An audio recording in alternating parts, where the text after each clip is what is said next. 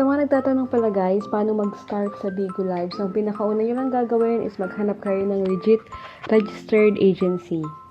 Yung agency guys na magtuturo sa inyo ng mga totoong dapat gawin sa Bigo, yung mga guide sa inyo, ano ba yung mga dapat na gawin, yung mga bawal para hindi kayo maban sa live. Ang requirements dito guys ay isang valid ID. So, yung mga estudyante dyan, basta 18 years old o wag po pwede kayo dito.